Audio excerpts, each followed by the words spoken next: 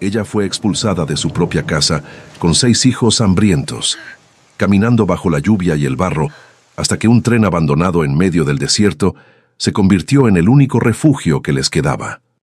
¿Te imaginas a una madre viuda siendo obligada a entrar en un vagón oxidado, oscuro y destrozado, sin comida, sin agua y con una bebé ardiendo en fiebre, solo para intentar mantener a sus hijos vivos por una noche más?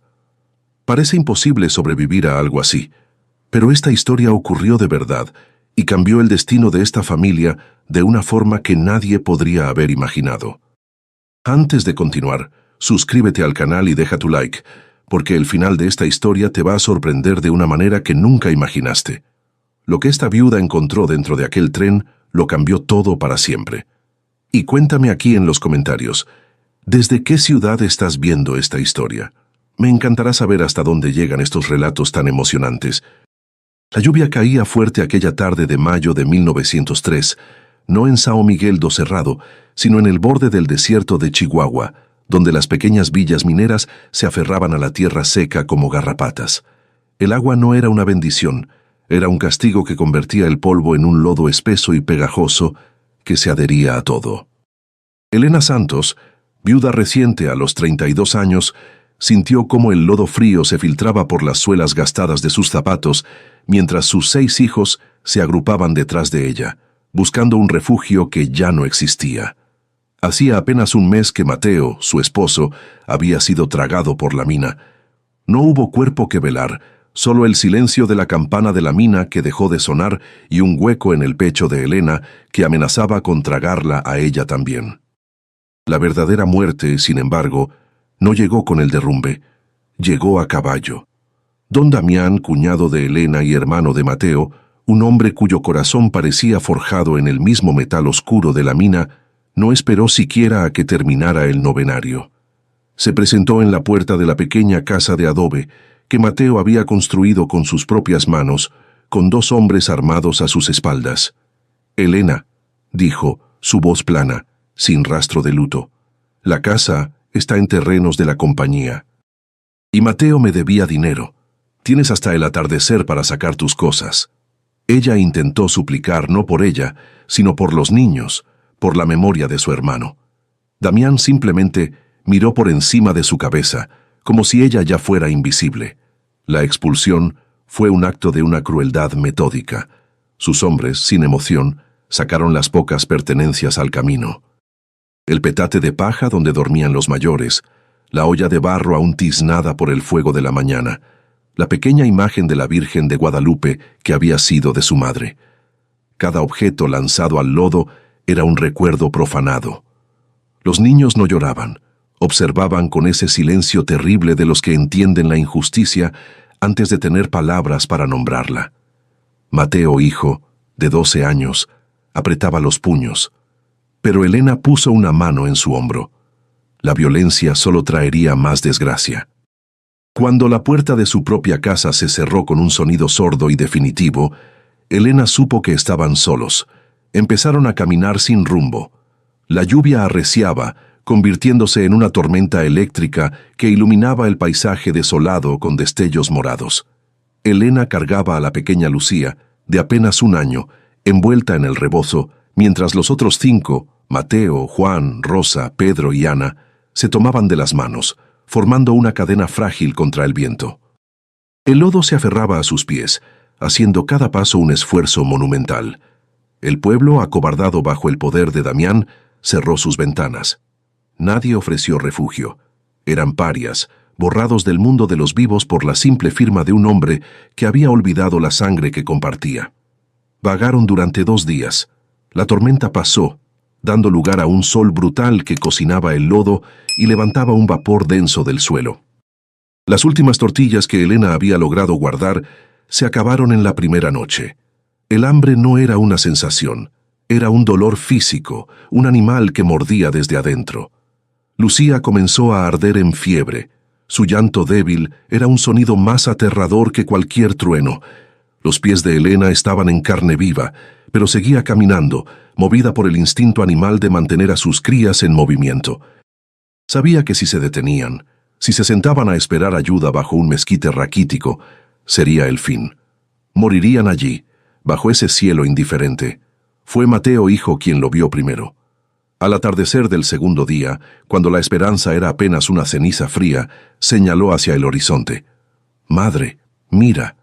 Al principio, Elena pensó que era una formación rocosa, un espejismo creado por el calor y el delirio, pero a medida que se acercaban, las formas se definieron.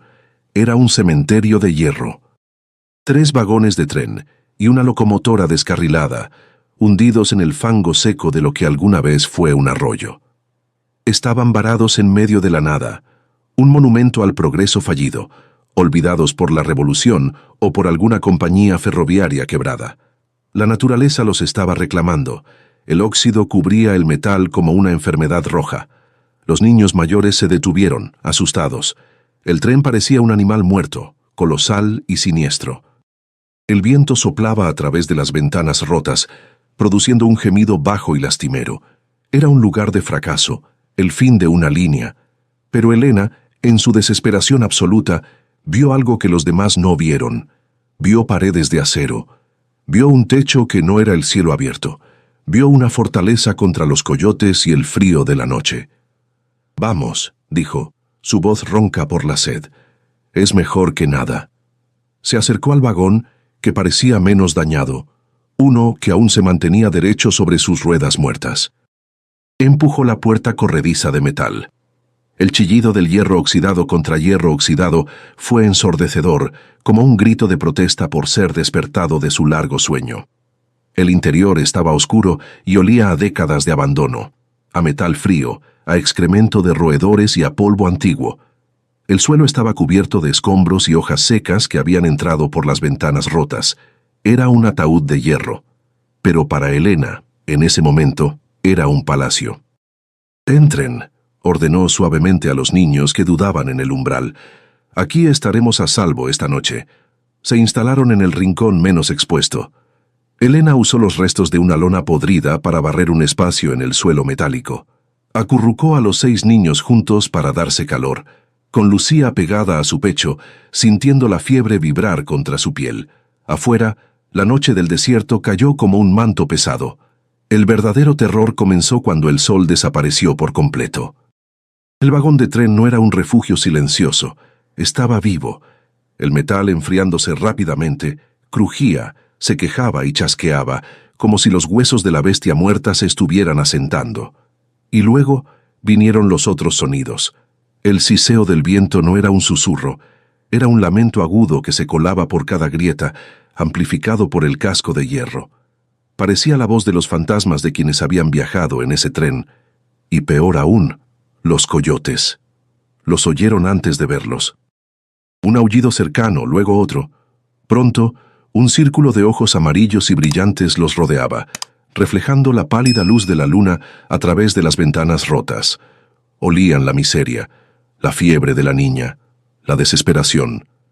Elena se sentó de espaldas a sus hijos, enfrentando la oscuridad con nada más que el peso de su cuerpo, rezando para que el acero fuera suficiente para mantener a raya a la muerte. El amanecer llegó no como un alivio, sino como una revelación brutal. La luz grisácea que se filtraba por las ventanas rotas y los agujeros de bala en el techo metálico exponía la verdadera misia del lugar. El suelo estaba cubierto de óxido que se deshacía al tacto, excrementos secos de roedores y los restos de algún nido de ave. El frío no se había ido con la noche. El metal del vagón parecía chupar el calor de sus cuerpos, conservando la helada del desierto. Los coyotes se habían retirado, pero su presencia permanecía en el aire, una amenaza latente.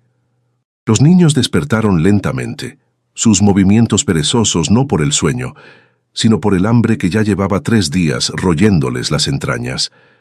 El hambre se había transformado. Ya no era una queja en el estómago, era un animal vivo, una presencia más en el vagón que los observaba con paciencia. Se había instalado en los ojos hundidos de sus hijos, en la palidez cerosa de su piel, en la debilidad de sus llantos, que ahora eran apenas gemidos agudos. Elena se sentía culpable, un plomo en el fondo del pecho. Les había ofrecido un ataúd de hierro. Cada vez que Mateo, hijo, de 12 años, La miraba con esa seriedad de hombre forzada por la tragedia. Ella tenía que desviar la mirada, avergonzada de su fracaso. Había fallado a Mateo, pero peor, les estaba fallando a ellos. La fiebre de Lucía había empeorado durante la noche. La pequeña ya no lloraba, gemía débilmente, su cuerpo convulsionaba con escalofríos bajo el rebozo húmedo. Su piel ardía. Elena mojó un trapo con la poca agua de lluvia que había recogido en una lata oxidada y le humedeció los labios partidos, pero era inútil. El agua era fangosa y sabía a óxido. La niña necesitaba alimento, calor, medicina, y Elena no tenía nada. Sentía cómo la vida de su hija se escapaba entre sus dedos, tan intangible como el viento que silbaba afuera, y esa impotencia era una forma de locura que comenzaba a asentarse en su mente. Afuera, el mundo era un horno. El sol del desierto golpeaba el techo de metal del vagón, convirtiendo el interior en un infierno sofocante durante el día, solo para prometer una tumba helada por la noche. Elena observó a sus hijos acurrucados contra la pared metálica, buscando una sombra que no existía. Rosa y Ana, de 8 y 6 años, habían dejado de hablar, simplemente se sentaban y miraban un punto fijo en el suelo oxidado. Pedro, el más inquieto, había intentado explorar el vagón contiguo, pero regresó de inmediato, asustado por una serpiente de cascabel que se había adueñado del lugar. Estaban atrapados. El tren era una isla de metal en un mar de muerte. Fue la desesperación pura lo que la obligó a moverse. No podía sentarse a verlos morir. Si el hambre no los mataba, la fiebre de Lucía lo haría, o el frío de la noche siguiente. Tenía que hacer algo. Cualquier cosa. Recordó el viento helado de la noche anterior, cómo se colaba por un gran agujero en la pared del vagón, un panel que parecía haberse desprendido. Tenía que taparlo. No tenía madera, no tenía mantas, pero quizás, si lograba arrancar otro panel del interior, podría bloquear la corriente. Era una tarea inútil, pero le daba un propósito, una razón para no rendirse. Se acercó a la pared interior del vagón. Estaba revestida de paneles de metal más delgados, pintados de un color que alguna vez fue verde, ahora descascarado y comido por el óxido. Golpeó uno con el puño, el sonido sordo retumbó en el silencio. Estaba firme. Golpeó otro. Igual. Buscó uno que pareciera suelto, uno que pudiera arrancar con sus manos desnudas. Encontró uno cerca del suelo, parcialmente oculto por los escombros. Se agachó. Metió los dedos doloridos por el frío en la grieta y tiró con toda la fuerza que le quedaba, usando el peso de su cuerpo. El metal crujió, pero no cedió. Elena gruñó, la frustración y el hambre convirtiéndose en una rabia sorda. Volvió a tirar, una y otra vez, golpeando el borde con una piedra que encontró en el suelo. El metal se dobló ligeramente, pero la estructura seguía fija. Fue entonces, mientras golpeaba cerca de la unión, que sintió algo diferente. No era la solidez de la pared principal. Sonaba hueco. Dejó la piedra y presionó. El panel no estaba soldado, parecía moverse. Era un compartimento falso, diseñado para parecer parte de la pared. Con el corazón latiéndole en la garganta, una nueva energía nacida de la curiosidad y una esperanza terrible, usó todas sus fuerzas para hacer palanca en el borde del panel. Este se dio con un chirrido metálico agudo, revelando un hueco oscuro y profundo en la estructura misma del vagón. No era madera podrida, era un diseño intencional. Metió la mano en la oscuridad, esperando sentir el nido de una rata o el cuerpo frío de una serpiente. En lugar de eso, sus dedos tocaron algo aún más frío, más duro, la esquina de una caja de metal. Tiró de ella. Era pesada, increíblemente pesada para su tamaño. La arrastró hacia la luz del vagón, sus manos temblando tanto que apenas podía sostenerla.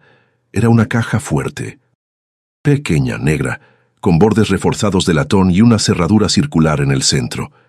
El corazón de Elena se hundió tan rápido como se había elevado. Era un tesoro, sin duda, pero un tesoro inútil. Estaba cerrada, sellada, una burla cruel del destino. Tenía la cura para su hambre, pero no tenía la llave. Sus hijos seguían muriendo de hambre y ella ahora sostenía una roca de hierro impenetrable.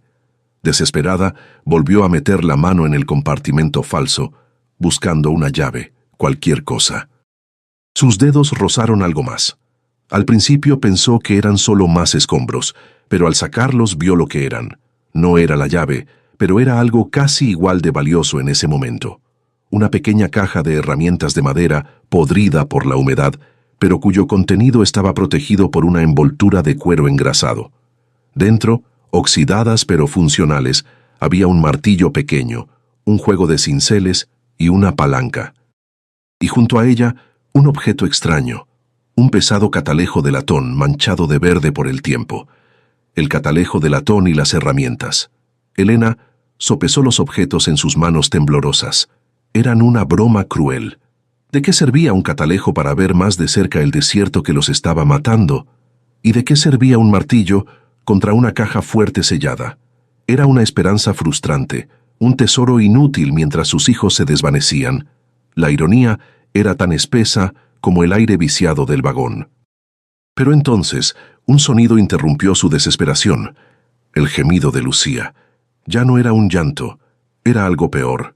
Un aliento corto y febril, un hilo de vida tan delgado que amenazaba con romperse a cada segundo. Ese sonido cortó la parálisis de Elena como un cuchillo. Agarró el martillo y el cincel. Eran pesados, reales. El óxido cubría el metal, pero la madera de los mangos, aunque desgastada, se sentía sólida contra sus palmas agrietadas. Se arrodilló frente a la caja fuerte, colocándola sobre una viga metálica del suelo para que sirviera de yunque. No sabía nada de cerraduras, nada de cajas fuertes, pero sabía de desesperación. Sabía que al otro lado de ese acero podría estar la vida de Lucía, podría estar el pan para Mateo y Juan, podría estar una salida a ese infierno de hierro. Puso la punta del cincel en la ranura minúscula donde la puerta de la caja se unía al marco. Era un punto débil, o eso esperaba. El primer golpe fue torpe. El martillo golpeó el cincel y el sonido, un clanc agudo y metálico, retumbó dentro del vagón con una violencia inesperada. Los niños mayores, Mateo y Juan, que habían estado acurrucados en un silencio apático, levantaron la cabeza. Vieron a su madre con el rostro tenso y sucio de sudor y lágrimas secas, atacando la caja de hierro. No entendían qué hacía, pero el sonido era una forma de acción, una ruptura en la monotonía del hambre. Elena volvió a golpear, esta vez con más fuerza, alineando su hombro, poniendo todo el peso de su cuerpo en el impacto. El trabajo era brutalmente lento. El metal de la caja era grueso, acero endurecido, construido para resistir. Cada golpe requería una fuerza que apenas tenía, una fuerza que extraía de sus reservas más profundas, alimentada por la imagen de Lucía ardiendo en fiebre. El sonido llenó el vagón, convirtiéndose en una banda sonora para su agonía. Chink, chink, chink. Era un ritmo desesperado, el sonido del hierro contra el hierro, la única respuesta que tenía contra la enfermedad de su hija, el único rezo que le quedaba. Cada golpe era un grito silencioso. «Déjame entrar». Pasaron horas. El sol se movió en el cielo, y el rayo de luz que entraba por la ventana rota se desplazó lentamente por el suelo, marcando el tiempo. El interior del vagón se convirtió en un horno. El sudor corría por el rostro de Elena, mezclándose con el polvo y la roña, goteando sobre el metal caliente de la caja. Sus manos, ya lastimadas por el lodo y las rocas, pronto se ampollaron. Las ampollas se reventaron y la sangre comenzó a manchar el mango del martillo, volviéndolo resbaladizo. Pero no se detuvo. El dolor en sus manos era un ancla que la mantenía cuerda, un dolor que podía controlar, a diferencia del dolor de su hija. El chink, chink, chink se volvió hipnótico. Era una batalla de paciencia. Elena, una mujer frágil y hambrienta, contra un objeto diseñado para resistir a hombres fuertes y explosivos. Se concentró solo en el punto de impacto, en la pequeña muesca que comenzaba a formarse en el acero. Ignoró el dolor en sus brazos, la quemazón en sus pulmones, el hambre que le hacía ver manchas negras. Se concentró en el sonido, en el ritmo. Con cada golpe, no solo atacaba la caja, atacaba a Damián, a la mina que le robó a su esposo, al pueblo que les dio la espalda, al destino que la había puesto de rodillas. La fiebre de Lucía empeoró con el calor de la tarde. Sus gemidos eran más débiles, casi imperceptibles bajo el ruido metálico. Elena lloraba ahora abiertamente mientras golpeaba, lágrimas de rabia y agotamiento que chisporroteaban en el metal caliente. «¡Ábrete!», susurró la palabra perdida en el estruendo de sus propios golpes. «¡Ábrete, maldita sea!». Los otros niños se habían agrupado en la esquina más alejada, asustados por la furia de su madre, por ese sonido implacable que parecía estar destrozando el vagón y a ella misma. La muesca era ahora una grieta, estaba cerca, y entonces escuchó un ruido fuera, un sonido que no era el viento, ni los coyotes, ni su propio martillo. Eran caballos, un galope rápido, decidido, acercándose.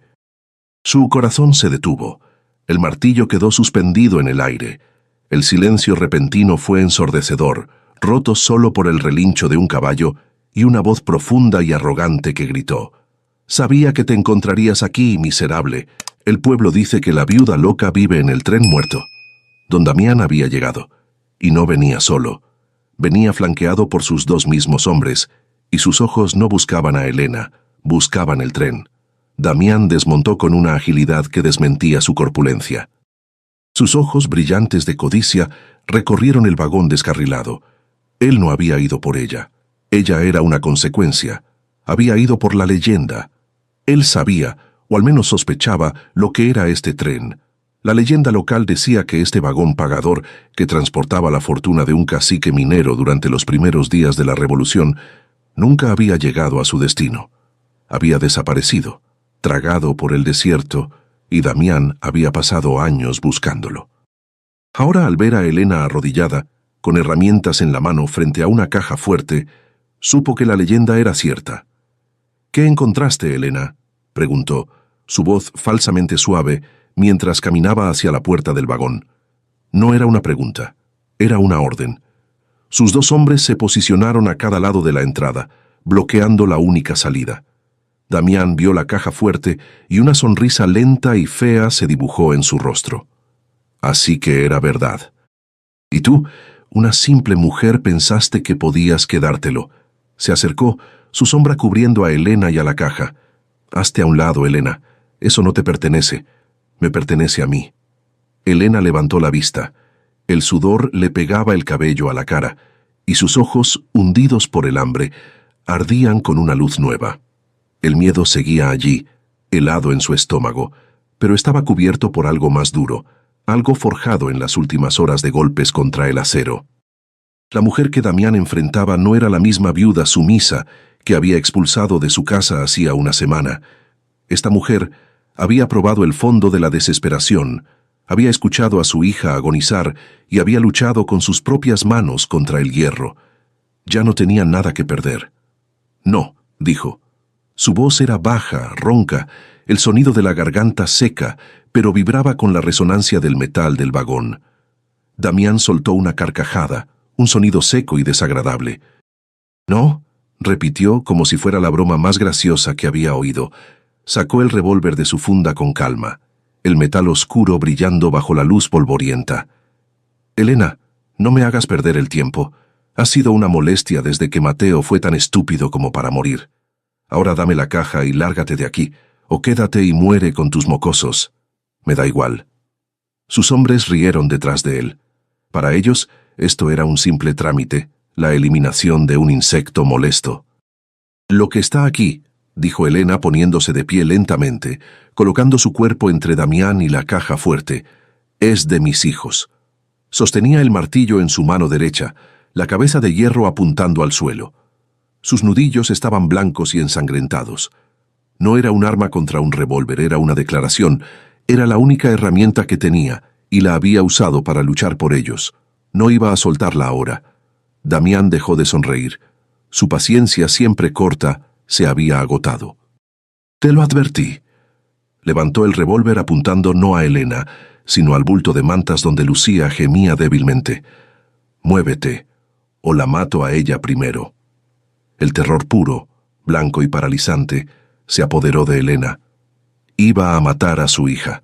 Estaba a punto de ceder, de dejar caer el martillo, de rogar, cuando un sonido nuevo cortó el aire tenso. No fue el viento, no fue el metal, fue un gruñido sordo, gutural, que parecía venir de las entrañas de la tierra, justo debajo de sus pies. Damián se congeló, su dedo vacilando en el gatillo. ¿Qué demonios fue eso? Sus ojos se apartaron de Elena por una fracción de segundo, mirando hacia el suelo del vagón, confundido. Debajo del vagón, en el espacio oscuro entre las ruedas y la tierra seca, algo se movía. Los niños, en los días anteriores, habían estado cavando allí, no para esconderse, sino para buscar raíces, para encontrar la humedad fresca de la tierra, huyendo del calor sofocante del metal. Habían estado cavando cerca de los cimientos de la vía férrea, donde el terraplén creaba una especie de túnel, y en ese túnel no estaban solos. De la oscuridad, arrastrándose sobre manos y rodillas, emergió una figura. No era un animal, era un hombre, o lo que quedaba de uno. Era un fantasma cubierto de harapos y mugre de décadas. Su barba, gris y enmarañada, le llegaba al pecho, y su cabello era una masa de nudos pegados con lodo y grasa. Sus ojos, sin embargo, eran lo más aterrador, brillantes, febriles, hundidos en cuencas oscuras, pero vivos con una locura lúcida. Era el guardián del tren, un antiguo revolucionario quizás, o el único superviviente del descarrilamiento, un hombre que había perdido la razón y se había fusionado con el cementerio de hierro, viviendo como un animal en los túneles debajo de la vía, alimentándose de lo que el desierto ofrecía. Los niños lo habían encontrado. Y en un acto de compasión infantil, le habían estado dando los pedazos más grandes de las raíces que encontraban, compartiendo el agua fangosa. No le tenían miedo. Para ellos era solo otro ser hambriento, como ellos. El viejo, en su locura, había aceptado su presencia. Se había convertido en su protector silencioso. Y ahora, al oír la voz de Damián, la amenaza, había salido a defender su territorio y a los únicos seres que le habían mostrado bondad en 30 años. Se puso de pie, un cuchillo oxidado, apenas una hoja de metal dentada en su mano. El viejo se lanzó contra Damián como un animal. No gritó. El único sonido fue el gruñido gutural. Damián, sorprendido, se giró y disparó instintivamente. El estallido del revólver dentro del vagón de metal fue ensordecedor, un trueno que golpeó los oídos de todos y llenó el aire con el olor acre de la pólvora. El viejo se detuvo. Sus ojos locos se abrieron con sorpresa. Miró la mancha roja que florecía en su pecho y luego cayó hacia adelante, su cuchillo raspando inofensivamente el suelo. Pero el disparo, esa explosión de violencia contenida, hizo algo milagroso.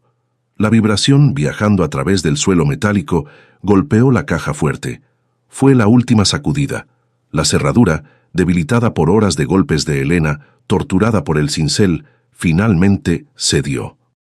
Con el eco del disparo aún resonando, la pesada puerta de acero de la caja fuerte se abrió con un chirrido lento y agudo, como un suspiro final. Damián, al ver al viejo caído, se giró triunfante, listo para matar a Elena y tomar su premio. Pero se detuvo. Elena ya no estaba arrodillada. Estaba de pie, con la puerta de la caja abierta frente a ella, y en sus manos ensangrentadas no sostenía el martillo. Damián, listo para dispararle, vio que la caja estaba vacía de lo que él esperaba. No había oro, no había sacos de monedas, no había joyas. Su rostro pasó del triunfo a la confusión. ¿Dónde estaba la fortuna? Elena levantó lo que había encontrado. Eran papeles, un fajo de documentos gruesos, envueltos en cuero engrasado, perfectamente conservados. Eran las escrituras. «Papeles», escupió Damián, su voz mezclando la incredulidad con una rabia creciente. Había matado a un hombre por papeles. «¿Dónde está el oro, bruja? ¿Dónde lo escondiste?» Avanzó un paso, el cañón de su revólver volviendo a subir, esta vez apuntando directamente al pecho de Elena. Sus hombres en la puerta también parecían confundidos, relajando su postura. Habían venido por un tesoro, no por los archivos polvorientos de un burócrata. El peligro inmediato pareció disiparse, reemplazado por la decepción de un ladrón frustrado. Pero Elena no estaba mirando a Damián, estaba mirando los documentos en sus manos. Estaban pesados, el pergamino grueso y flexible, preservado por el cuero engrasado. No eran simples cartas. Vio los sellos de cera roja, aún intactos en algunos, las firmas elaboradas con tinta oscura que el tiempo no había podido borrar. Los timbres oficiales del gobierno porfirista eran documentos legales. El cacique no estaba huyendo con su oro, estaba huyendo con su poder, con la prueba de su propiedad. Y mientras sus manos ensangrentadas y temblorosas pasaban la primera página, sus ojos, acostumbrados a la oscuridad y ahora agudos por la adrenalina, se fijaron en un nombre que conocía tan bien como el de sus propios hijos. En la parte superior del fajo, sujeto con un cordel de seda, estaba el documento más importante.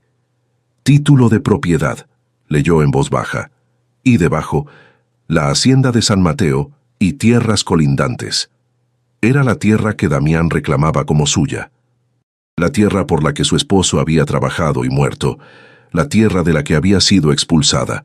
Sus ojos buscaron frenéticamente el resto del texto, vio el nombre del cacique original y luego, en una cesión de derechos clara y notariada, la transferencia de esa propiedad, no a la compañía minera, no a Damián, sino a Mateo Santos, su Mateo. La mentira la golpeó con la fuerza de un derrumbe. Damián no solo le había mentido sobre la deuda, le había mentido sobre todo. La casa no era de la compañía, la tierra no era de él. Mateo no le debía nada. La tierra, la casa, la mina, todo había sido siempre de Mateo, comprado legalmente al cacique años atrás, y Damián lo había sabido. La había expulsado no por una deuda, sino para robarle su herencia, creyendo que la prueba de esa propiedad había desaparecido para siempre en este vagón olvidado. Damián, al ver que ella no respondía, se impacientó. «Te estoy hablando, perra». Dio un paso más, agarrándola por el brazo para arrancarle los papeles, pero cuando sus ojos se posaron en el documento que ella sostenía, su rostro cambió. La rabia dio paso a algo peor, el terror. Reconoció el sello, reconoció la firma del notario. Él sabía exactamente qué eran esos papeles. Su farsa, construida sobre la muerte de su hermano y la miseria de su familia, se había derrumbado en un instante. El poder en el vagón cambió de manos tan rápido como el disparo. Elena no gritó, no lo acusó, no lloró. Simplemente se quedó allí, con el brazo de Damián aún sujetándola, y lo miró. Sostuvo los papeles en alto, un escudo de pergamino. En su otra mano, el martillo ensangrentado aún colgaba pesado como un péndulo que había dejado de oscilar. Su postura cambió, se enderezó, y por primera vez, el peso de la viudez y el hambre pareció abandonarla. Ya no era una víctima escondida en un vagón, era la dueña de la tierra sobre la que Damián estaba parado. Los hombres en la puerta percibieron el cambio, vieron el terror en el rostro de su jefe y se pusieron nerviosos. Habían venido a robar a una viuda indefensa, no a enfrentarse a un hombre que acababa de perderlo todo frente a un documento legal. Miraron a Damián, esperando órdenes, pero Damián estaba pálido, congelado. En Chihuahua, en 1903, la tierra lo era todo. Un arma podía matar a un hombre, pero esos papeles, esos títulos, podían destruir a una familia entera, borrar un linaje, y Elena los tenía. «Esta tierra», dijo Elena, su voz resonando en el casco de metal, «es mía». Cada palabra era clara, pesada, innegable. La casa de la que me echaste, el pozo, la mina, todo.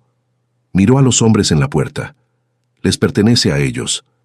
Señaló a sus hijos, que observaban la escena con ojos muy abiertos, sintiendo el cambio sísmico sin entender su causa. Damián la soltó como si su piel quemara.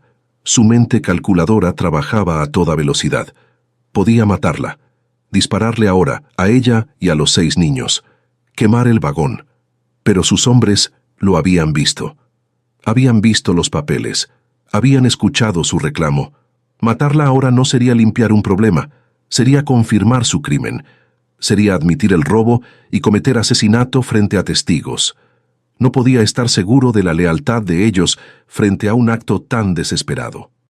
Sabía que la ley, aunque corrupta y distante, respetaba esos documentos por encima de cualquier cosa. Estaba atrapado.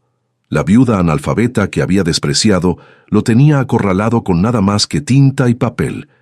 Lentamente, con un movimiento que le costó todo su orgullo, Damián bajó el revólver. Su mano temblaba de rabia.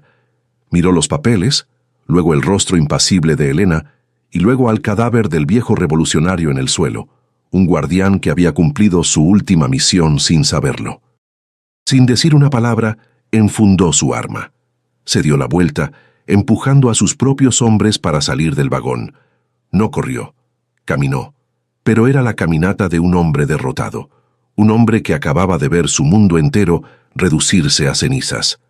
Los caballos se alejaron, levantando una nube de polvo ocre que tardó una eternidad en disiparse. Cuando el último eco del galope murió, el silencio que cayó sobre el vagón fue más pesado y denso que antes. Ya no era un silencio de abandono, sino un silencio de espera. Elena se quedó inmóvil, sintiendo el peso de los papeles en su mano. Eran más pesados que el martillo. El metal era frío, pero estos documentos ardían con un poder que le quemaba la piel. Miró a sus hijos acurrucados contra la pared, sus ojos grandes y redondos fijos en ella, esperando una señal, una orden.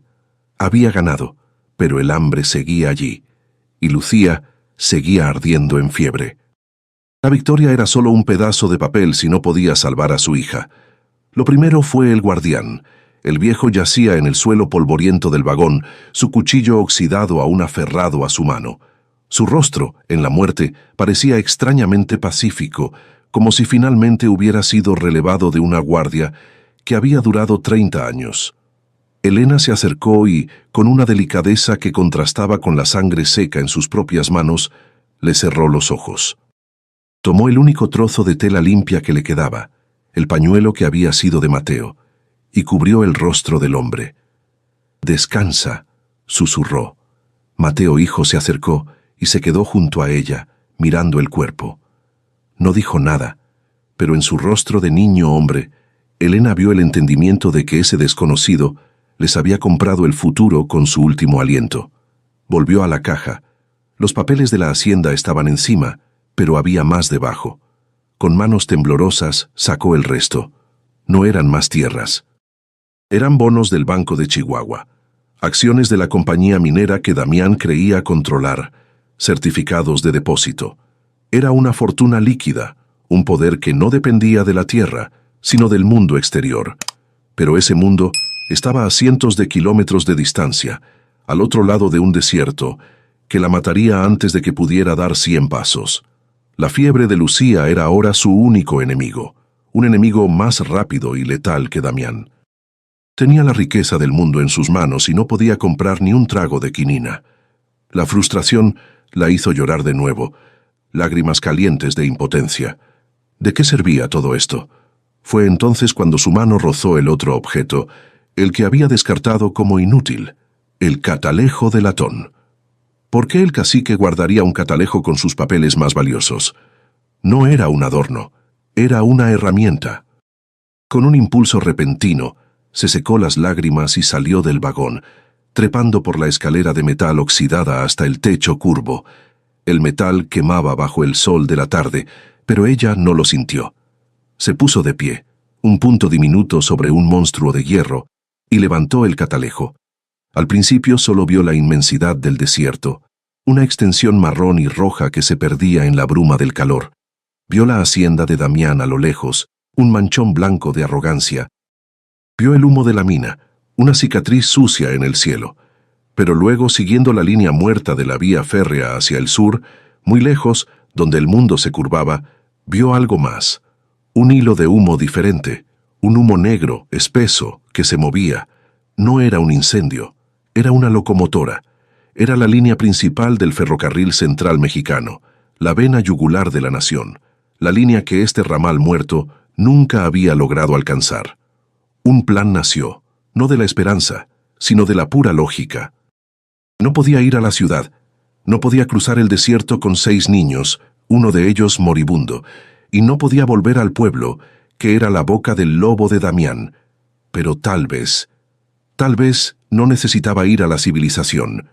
Con el catalejo barrió el horizonte más cercano, y allí, a unos 3 kilómetros al otro lado de las vías, en un pliegue de las colinas que era invisible desde el suelo, vio un pequeño jacal, un corral de cabras y el humo delgado de un fuego de leña. Era un ermitaño, un cabrero. Alguien tan marginado como ella. Bajó del techo, su decisión tomada. No iba a huir. Huir era lo que Damián esperaba, y no iba a volver a la hacienda. Ese lugar estaba manchado por la traición. Este tren, este ataúd de hierro, había sido su refugio y su revelación. Aquí se quedaría. Este era su territorio ahora. Se volvió hacia Mateo, hijo. «Mateo», le dijo, su voz firme, «vas a ir a ese jacal. Lleva esto». Le entregó no un bono, sino la única pieza de valor tangible que había encontrado suelta en el fondo de la caja. Una pesada moneda de oro de 10 pesos que debió rodar de una bolsa rota.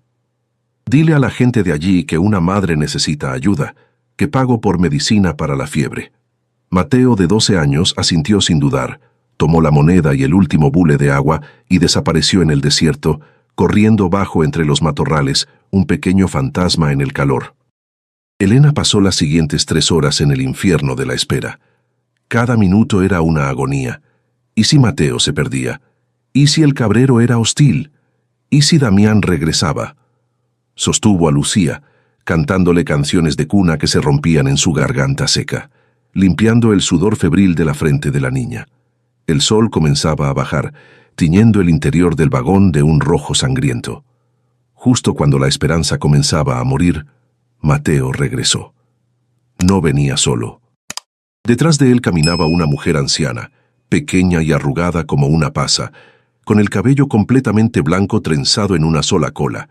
No era el cabrero, era su esposa, una curandera. No dijo palabra. Entró en el vagón, miró a Lucía, miró a Elena y luego asintió. De su morral sacó hierbas secas, raíces y un pequeño frasco de líquido oscuro. Empezó a trabajar, murmurando en una lengua que Elena no reconoció, moliendo las hierbas con una piedra. La anciana pasó la noche allí. Obligó a Elena a preparar un té amargo con las hierbas y a dárselo a Lucía gota a gota. Hizo cataplasmas de barro y plantas que aplicó al pecho y la frente de la niña. Al amanecer, el milagro había ocurrido. La fiebre se había roto. Lucía sudaba profusamente, pero su piel ya no ardía. Cuando abrió los ojos, sus ojos estaban claros, y buscó débilmente el pecho de su madre. Elena lloró, esta vez de un alivio tan profundo que casi la ahoga. La curandera simplemente empacó sus cosas. Elena le ofreció la moneda de oro, pero la anciana la rechazó. Señaló la caja de herramientas, tomó solo el martillo pequeño y asintió, como si fuera un pago justo. Luego desapareció como había llegado. Lucía estaba a salvo. La fiebre había cedido, reemplazada por un hambre voraz que Elena satisfizo, con el resto del agua de lluvia espesada, con un poco de harina que había encontrado en el fondo de su talega, un último resto de su vida anterior. Con la amenaza inmediata de la muerte de su hija disipada, la magnitud de lo que había sucedido la golpeó. Sostenía en sus manos el poder de destruir a Damián y la riqueza para construir un futuro, pero seguía atrapada en un ataúd de metal en medio de un desierto implacable. La victoria era un fantasma. Tenía que hacerla real. Sabía que Damián no se quedaría de brazos cruzados. El terror en sus ojos al ver los papeles significaba que regresaría. No para robar, sino para destruir la evidencia, y a ella con ella. Su decisión se solidificó, tan dura como el acero que la rodeaba. No huiría. Huir era lo que Damián esperaba que hiciera, una viuda asustada corriendo hacia una ciudad lejana para tratar de validar unos papeles. Él la cazaría en el camino, y no podía volver a la hacienda. Ese lugar estaba envenenado por la traición, era el territorio del enemigo. No, este tren, este cementerio de hierro, la había protegido. La había puesto a prueba, y le había dado las armas para luchar. Este no era su refugio temporal, era su fortaleza. Aquí, en medio de la nada, era invisible, y desde aquí podía ver a todos. Lo primero fue un acto de cierre y de posesión. Con la ayuda de Mateo, hijo y Juan, sacaron el cuerpo del viejo revolucionario del vagón. No podían dejarlo allí, profanado por la violencia de Damián. Usando la pala oxidada de la caja de herramientas y la palanca, cavaron una tumba en la tierra dura, a la sombra de la locomotora muerta. No había madera para una cruz. así que apilaron piedras en un montículo. Elena no rezó. No le quedaban rezos para un Dios que había permitido tanto sufrimiento. Simplemente se quedó en silencio, pagando su respeto al guardián que, en su locura, le había comprado el futuro. Era la primera vez que enterraba a alguien con dignidad desde Mateo. Mientras los niños más pequeños, aliviados por la recuperación de Lucía, exploraban los límites de su nuevo hogar de hierro, Elena volvió al techo del vagón con el catalejo. Esta vez, su mirada era diferente. No buscaba solo amenazas, buscaba recursos. Apuntó el latón hacia la hacienda de Damián. La vio, un punto blanco y arrogante a kilómetros de distancia. Vio el movimiento de los vaqueros, el ganado en los corrales. Luego giró el catalejo hacia la línea principal del ferrocarril. El humo negro, la serpiente de hierro que conectaba al país. Estaba lejos, pero era real. Era una ruta de escape, pero también una ruta de entrada. Un día, usaría ese tren, pero en sus propios términos. Regresó al interior y mientras Lucía dormía en un sueño sanador, Elena se sentó en el suelo metálico y extendió los documentos. Necesitaba entender la magnitud de su arsenal. El título de la hacienda era la pieza central, pero había más. Estudió los bonos, los certificados de acciones. El cacique no era solo un terrateniente, era un hombre de negocios moderno. Tenía acciones en la misma compañía minera que había matado a Mateo, la compañía que Damián ahora administraba fraudulentamente. Se dio cuenta, con un escalofrío, de que no solo era dueña de la tierra de Damián, era en papel su jefa. Una nueva rutina comenzó, no de supervivencia, sino de consolidación. La apatía del hambre desapareció de los ojos de los niños, reemplazada por la curiosidad y el propósito. Elena organizó la limpieza del vagón. Mateo y Juan, usando las herramientas, repararon los paneles rotos, no para tapar el viento, sino para hacerlos seguros. Rosa y Ana barrieron décadas de polvo y escombros, usando escobas improvisadas con ramas de mezquite. Descubrieron que el vagón tenía compartimentos de almacenamiento debajo de los asientos fijos, lugares limpios y secos para guardar sus escasas posesiones, y lo más importante, los papeles. La exploración se extendió a los otros vagones. Eran demasiado peligrosos para vivir. El segundo estaba volcado, su vientre expuesto al cielo. Pero el tercero, un vagón de carga, aunque dañado, contenía un tesoro inesperado. No era oro, sino algo casi tan bueno, sacos podridos de grano. La mayor parte estaba echada a perder, comida por los insectos y el tiempo, pero en el centro de los sacos más grandes, donde la humedad no había penetrado, encontraron varios kilos de maíz seco y frijoles, duros como piedras, pero perfectamente conservados. Era comida, suficiente para semanas. Elena sabía que Damián no se quedaría quieto. El terror que había visto en sus ojos se convertiría en rabia, y esa rabia lo haría actuar. Él estaba en la hacienda, reagrupándose, pensando. ¿Cómo podía silenciarla? ¿Cómo podía destruir los papeles? Ella no podía ir al pueblo, pero él sí. Podía decir que se había vuelto loca, que los papeles eran falsos. Necesitaba un aliado, alguien que no estuviera en la nómina de Damián, alguien que el pueblo respetara. Pensó en la anciana curandera. No había aceptado el oro. Su pago había sido el martillo. Era una mujer que entendía el valor de las herramientas, no del dinero. Decidió hacer su primer movimiento. No usaría el poder legal todavía. Eso alertaría a Damián. Usaría el poder económico. Le dio a Mateo hijo la moneda de oro de 10 pesos que la anciana había rechazado. «Vuelve con la señora», le dijo, su voz firme. «No vayas al jacal. Encuéntrala donde busca sus hierbas. Dile que la viuda del tren le agradece por la vida de su hija, y dale esto. No como pago, sino como una ofrenda, y dile que necesito comprar 2 de sus cabras, vivas». El regreso de Mateo esa tarde marcó el verdadero comienzo de su nueva vida. Venía con 2 cabras jóvenes que balaban nerviosamente, jaladas por un lazo. La anciana había aceptado la moneda y había enviado un mensaje.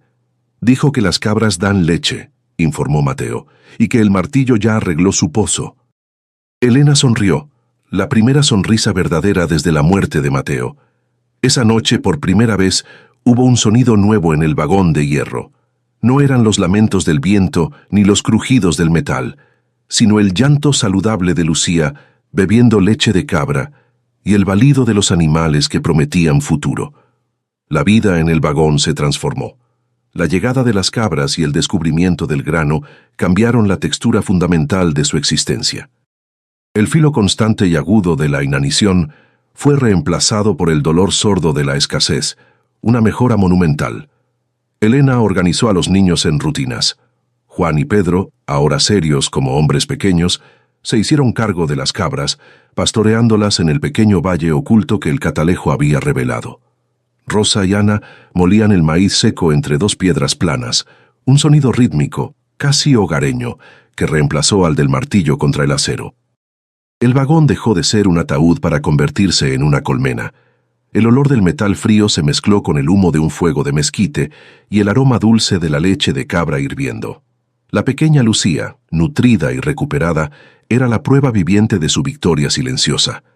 Ya no era un bulto febril, sino una niña que comenzaba a gatear con curiosidad sobre el suelo de hierro, sus risas resonando extrañamente contra las paredes curvas.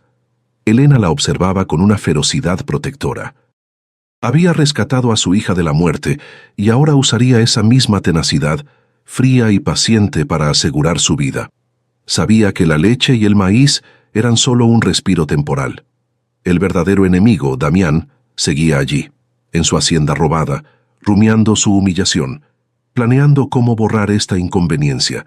El silencio del desierto no era paz, era una pausa tensa antes de la batalla. 2 días después, la curandera regresó. No la llamaron. Simplemente apareció al atardecer, una silueta delgada y encorvada contra el cielo púrpura. Elena la recibió no como una suplicante, sino como una igual. Le ofreció un tazón de atole caliente hecho con el maíz que habían encontrado, un gesto de respeto entre soberanas de aquel territorio olvidado. La anciana, cuyo nombre supo era doña Isadora, aceptó. Se sentaron en la puerta del vagón mientras los niños dormían. «El martillo funciona bien», dijo Isadora rompiendo el silencio. «Pero el hombre al que le robaste la sombra está inquieto. Ha estado en el pueblo. Dice que la viuda de su hermano perdió la razón, que habla con fantasmas en el tren muerto». Elena asintió, sin sorprenderse. El miedo de Damián se estaba convirtiendo en veneno. «Está construyendo una jaula de mentiras», murmuró, «para que cuando me mate nadie pregunte. Pensarán que fue el desierto, o la locura, o los espíritus». Doña Isadora la miró fijamente, sus ojos oscuros penetrantes, sin parpadear. «Dice que quemará el tren para limpiar la tierra de tu espíritu. Dice que traes mala suerte a la mina». Elena sintió un escalofrío, pero su mano se cerró instintivamente sobre el bulto de papeles que ahora guardaba cosido bajo su falda. «Él vendrá con fuego», dijo Elena, «pero yo tengo esto». Isadora miró el bulto, pero no preguntó qué era. «El papel se quema», advirtió la anciana, «pero la tinta, cuando llega al hombre correcto, es más fuerte que una bala». Esa fue la clave que Elena necesitaba. El hombre correcto. No podía ir al pueblo. El juez y el jefe de policía comían de la mano de Damián. Eran sus perros falderos. Tenía que ir por encima de él. Tenía que encontrar a alguien cuyo poder Damián no pudiera tocar. Recordó los otros documentos que había en la caja, los que no eran títulos de tierra, las acciones de la compañía minera Águila Dorada. Eran acciones al portador, firmadas por el cacique. Damián administraba esa mina como si fuera suya, pero estas acciones demostraban que una parte significativa pertenecía a quien tuviera los certificados. El banco en Chihuahua, cuyos sellos estaban en los bonos, sería el hombre correcto. Ellos no obedecían a Damián, obedecían al dinero. Y ella tenía su dinero. Necesitaba ayuda para escribir. Ella apenas podía garabatear su nombre. Doña Isadora, sin embargo, sabía leer el mundo de las hierbas y el corazón de los hombres. Su esposo, el cabrero, un hombre tan silencioso como las piedras, había trabajado en el ferrocarril en su juventud y sabía leer y escribir. Elena le confió el plan. Esa noche, a la luz parpadeante de una vela hecha con sebo de cabra, el viejo cabrero, con manos torpes y deformadas por la artritis, escribió una carta al director del Banco de Chihuahua. La carta era simple, brutalmente directa. Elena Santos, viuda de Mateo Santos, reclamaba la herencia de su esposo, adjuntando los certificados de acciones como prueba de propiedad y solicitando la intervención inmediata del banco para proteger sus activos del administrador fraudulento, Damián Santos. El plan de entrega era una apuesta desesperada. Mateo, hijo, ahora sus ojos y oídos en el mundo, fue enviado de nuevo. Esta vez, su misión era más peligrosa. Tenía que llegar a la línea principal del ferrocarril a casi 10 kilómetros de distancia, usando el catalejo para evitar las patrullas de vaqueros de Damián. Debía esperar al tren del sur, el que iba a la capital del estado. Elena le dio la segunda y última moneda de oro que quedaba en la caja. «Dásela al conductor», le instruyó, su voz sin temblor. «Dile que es la carta más importante de su vida, que la vida de una familia depende de que llegue al banco». Mateo asintió, guardó la carta y los certificados de acciones, no los títulos de la tierra, en su camisa, y se escabulló en la oscuridad antes del amanecer. La espera fue la peor tortura. Pasaron 2 días, 3. El vagón de tren volvió a sentirse como una trampa. Cada sonido del viento era Damián regresando. Cada sombra que se movía era un hombre con una antorcha. Elena hizo que los niños practicaran una y otra vez. Al primer grito de advertencia, debían tomar los títulos de la tierra, los originales que ella nunca soltó, y una bolsa de maíz, y correr al túnel debajo del terraplén, donde el viejo revolucionario había vivido. Era su ruta de escape, su madriguera. Les enseñó a quedarse quietos, a no hacer ruido, a sobrevivir como animales del desierto. El tren ya no era un hogar, era una posición defensiva. En la tarde del 4.º día, el sonido regresó. Caballos. Pero esta vez venían rápido, sin sigilo, levantando una columna de polvo que se veía a kilómetros. Elena gritó la señal. Los niños se desvanecieron. Como pequeños fantasmas, se deslizaron por un hueco que habían abierto en el suelo del vagón y desaparecieron en la oscuridad del túnel. Solo Elena se quedó.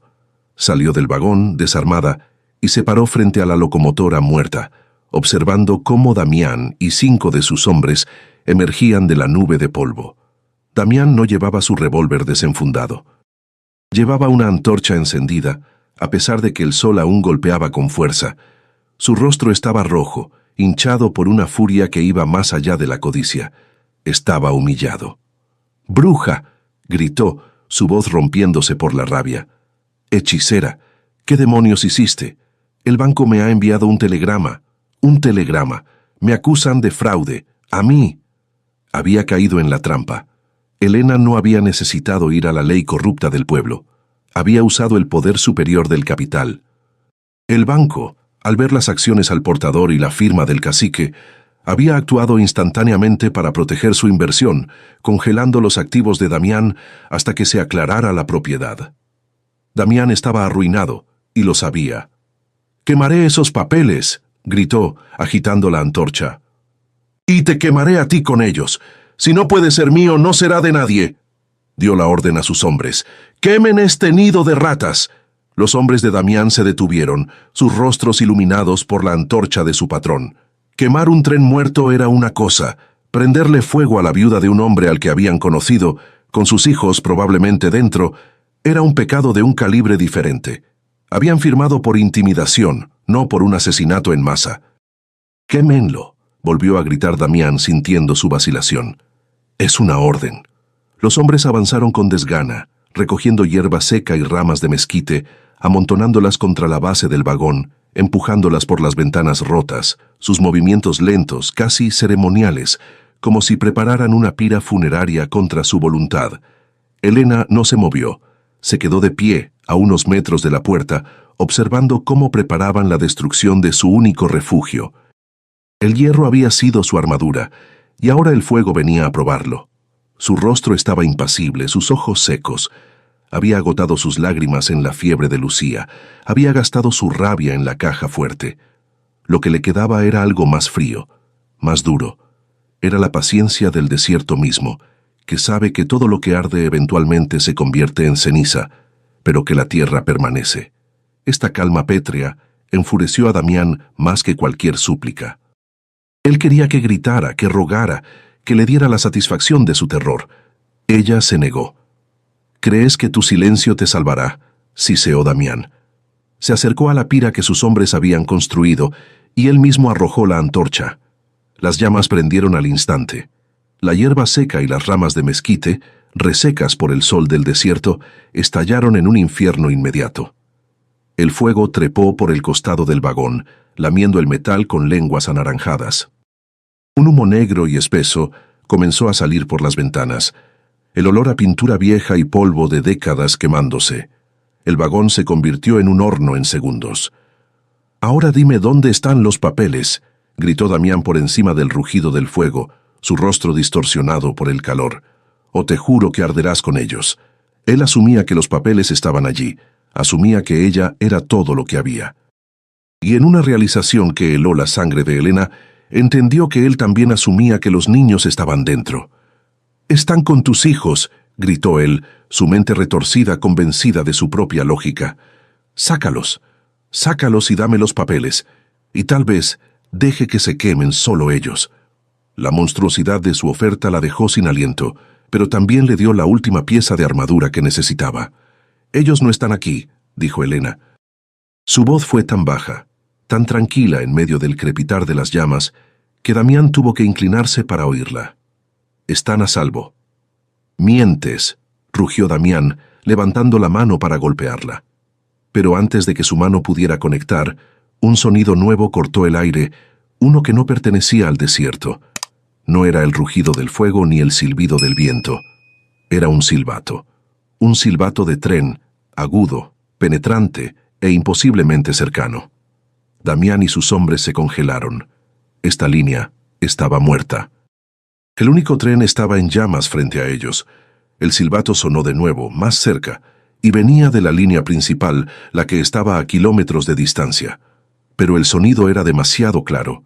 De repente, uno de los hombres de Damián señaló hacia el terraplén. «¡Patrón! ¡Mire!». Corriendo sobre las vías muertas, no en un tren, sino en un pequeño carro de mano, una zorra de vía, venían 4 figuras. Impulsaban la palanca con movimientos desesperados y rítmicos. No eran vaqueros. 2 eran los hijos de Elena, Mateo y Juan, que habían salido del túnel por el otro extremo, y los otros 2 eran doña Isadora y su esposo, el cabrero. No venían a salvarla.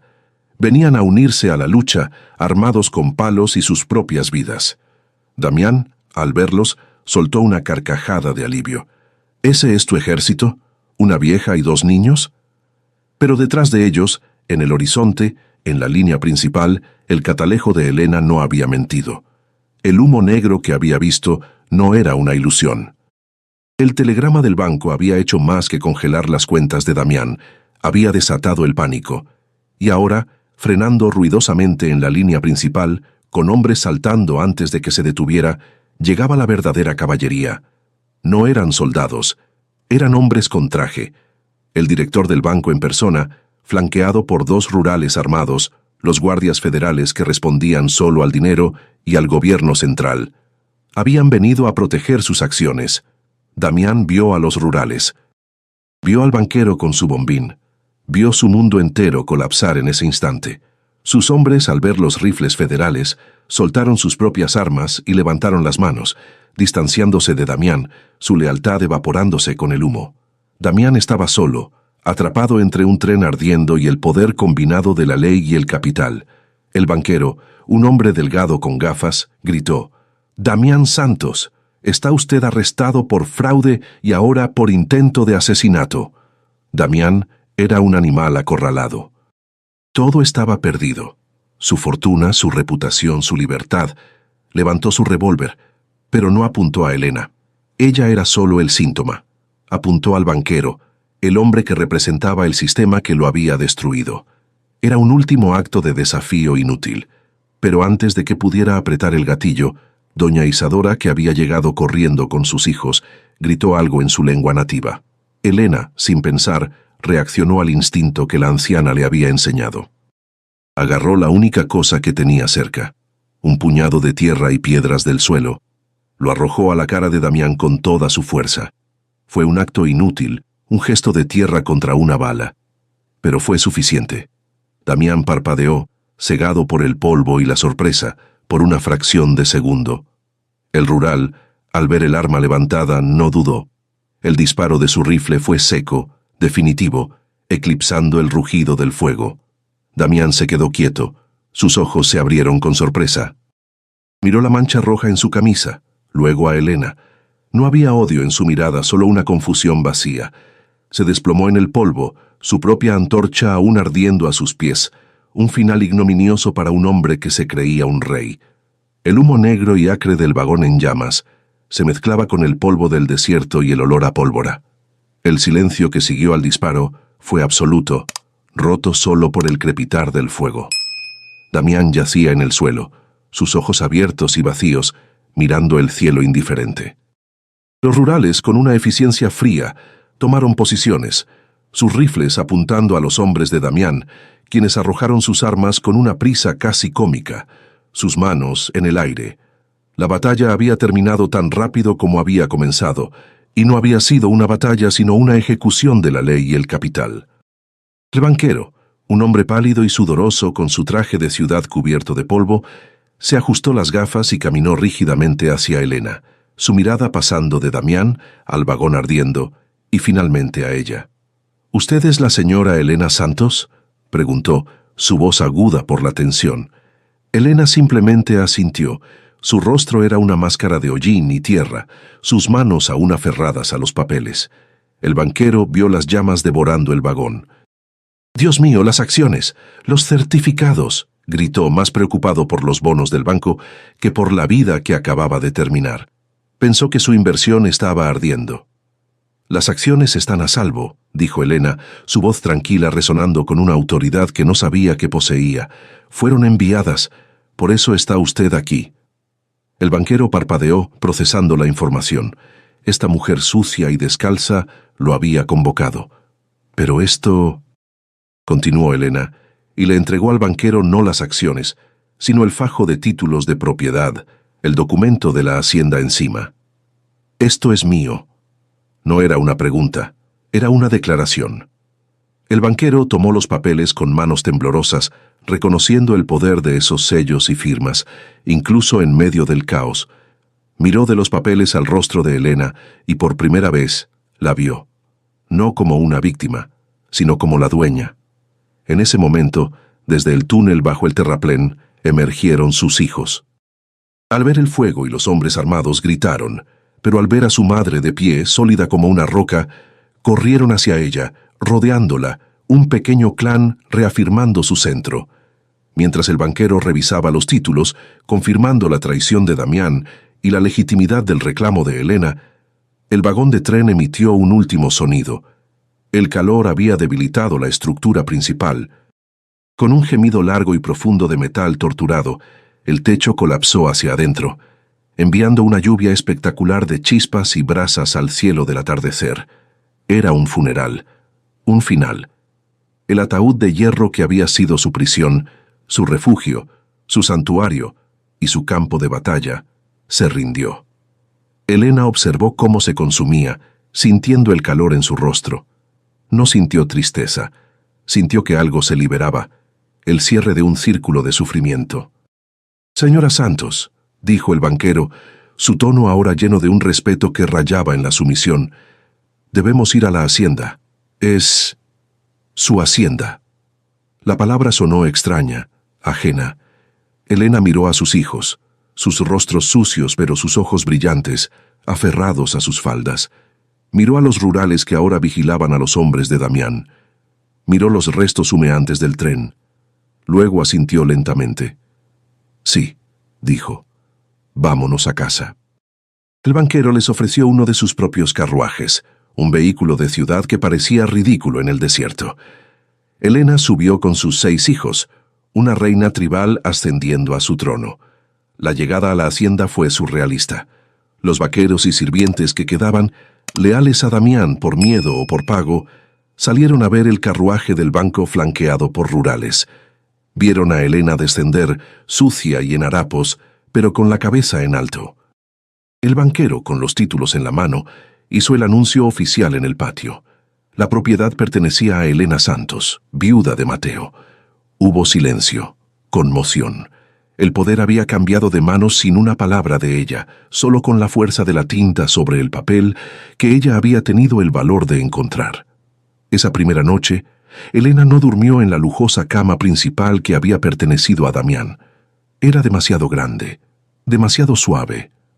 Olía a traición. Hizo que sus hijos trajeran sus petates de paja del cuarto de servicio. Durmieron todos juntos en el suelo de baldosas frías de la sala principal. Los 7, un nudo de sobrevivientes, tal como lo habían hecho en el vagón. Las paredes de adobe de la hacienda eran gruesas, pero el vagón de hierro, con sus ecos y su metal frío, se había sentido de alguna manera más seguro. Era el único lugar donde habían sido verdaderamente ellos mismos.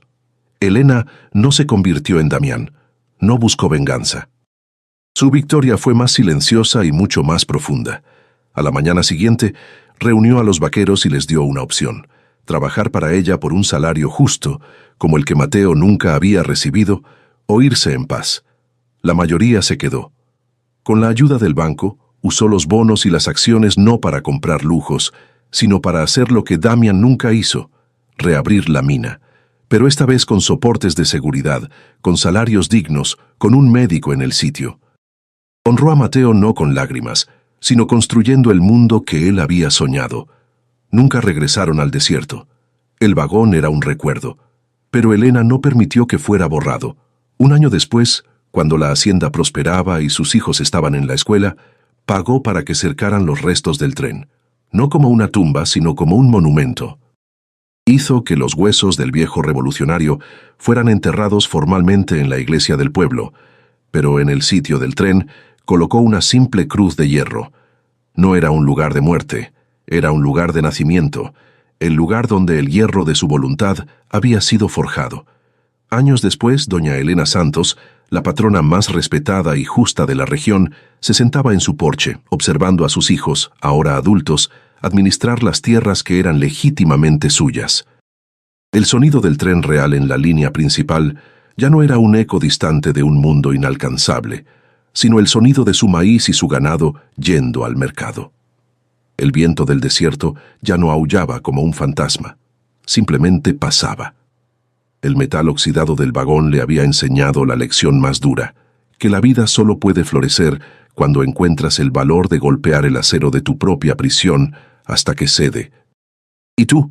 ¿Alguna vez te has sentido atrapado en una situación que parecía un callejón sin salida, solo para descubrir la herramienta para tu libertad en el lugar más inesperado? Cuéntame tu historia aquí en los comentarios. Me encantará leerla.